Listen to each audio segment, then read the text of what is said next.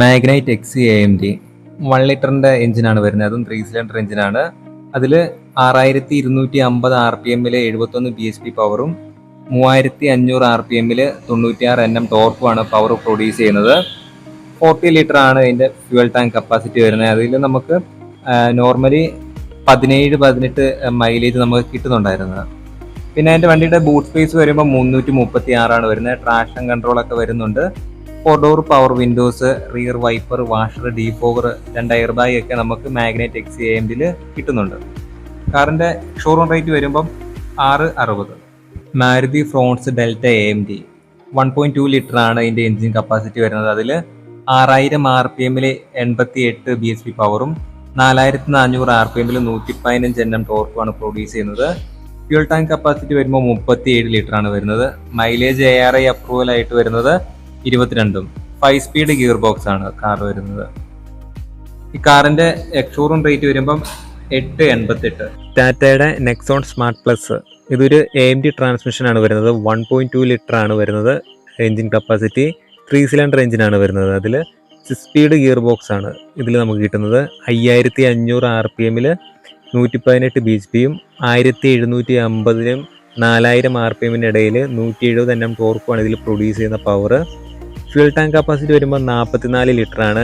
ARI approval ആയിട്ടുള്ള mileage 17 km/ലിറ്റർ ആണ്. Boot space നോക്കുമ്പോൾ 382. അതുപോലെ ടെർബോയിലാണ് ഈ ഒരു വണ്ടി വരുന്നത്. ടോപ്പ് സ്പീഡ് വരുമ്പം 180 km/h ആണ്. 6 എയർ ബാഗ് ഒക്കെ വരുന്നുണ്ട്. അതുപോലെ തന്നെ ഹിൽ സ്റ്റാർട്ട് അസിസ്റ്റ് ആണെങ്കിലും ഇത് കിട്ടുന്നുണ്ട്. കാറിന്റെ ഷോറൂം റേറ്റ് വരുന്നത് 10 ലക്ഷമാണ്. ഹുണ്ടായിയുടെ i20 സ്പോർട്സ് IVT, ഇതിന്റെ പ്രത്യേകത എന്ന് പറഞ്ഞാൽ ഇത് ഹാച്ച് ബാക്ക് കാറാണ്. 1.2 ലിറ്റർ ആണ്. 4 സിലിണ്ടർ കാറാണ്. ഇതിൽ 6000 RPM 86.76 bhp പവറും 4200 RPM 114.7 Nm ടോർക്കുമാണ് പ്രൊഡ്യൂസ് ചെയ്യുന്ന പവർ. ഫ്യൂൽ ടാങ്ക് കപ്പാസിറ്റി നോക്കുവാണെങ്കിൽ 37 ആണ് വരുന്നത്. ARI അപ്രൂവൽ നോക്കുമ്പോൾ 20 km/ലിറ്റർ ആണ്. ടോപ്പ് സ്പീഡ് വരുമ്പോൾ 160 km/h വരുന്നുണ്ട്. അതുപോലെ ഈ ഒരു കാറിന്റെ സ്റ്റിയറിംഗ് നോക്കുവാണെങ്കിൽ ടിൽറ്റ് ചെയ്യാവുന്നതും അതുപോലെ തന്നെ ടെലിസ്കോപ്പിക്കും വരുന്നത്. ബൂട്ട് സ്പേസ് വരുമ്പം 351. റിയർ AC വെന്റ്സും അതുപോലെ ക്രൂയിസ് കൺട്രോളും 6 എയർ ബാഗ് ഇതിൽ അവൈലബിൾ ആയിരുന്നു. കാറിന്റെ ഷോറൂം റേറ്റ് വരുമ്പോൾ 943. ഹോണ്ട അമേസ് S, ഇതൊരു സെഡാൻ ടൈപ്പ് കാറാണ്. 1.2 ലിറ്ററിൽ 4 സിലിണ്ടർ എഞ്ചിനാണ് ഇതിൽ വരുന്നത്. അതിൽ 6000 RPM 88.50 bhp പവറും 4800 RPM 110 Nm ടോർക്കുമാണ് പ്രൊഡ്യൂസ് ചെയ്യുന്ന പവർ.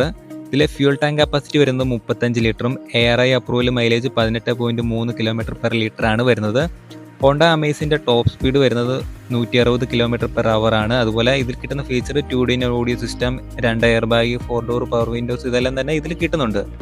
നമ്മൾ മുന്നേ പരിചയപ്പെട്ട കാറുകളെ അപേക്ഷിച്ച് ഇതിൻ്റെ ട്രാൻസ്മിഷൻ വളരെ വ്യത്യാസമാണ്. CVT ട്രാൻസ്മിഷൻ ആണ്. ഇതിൻ്റെ ഗുണം എന്ന് പറഞ്ഞാൽ ഗിയർ ഷിഫ്റ്റിങ്ങും കാര്യങ്ങളും എല്ലാം വളരെ സ്മൂത്താണ്. അപ്പോൾ കൈകാര്യം ചെയ്യാനും ഇതാണ് മറ്റു വാഹനങ്ങളെ അപേക്ഷിച്ച് ബെറ്റർ ആയിട്ട് വരുന്നത്. അപ്പോൾ നിങ്ങൾ 10 ലക്ഷം രൂപ താഴെ ആണ് ഒരു ഓട്ടോമാറ്റിക് കാറെങ്കിൽ നോക്കുന്നെങ്കിൽ ഇത് ഹോണ്ട അമേസിന് മുൻഗണന കൊടുക്കുക.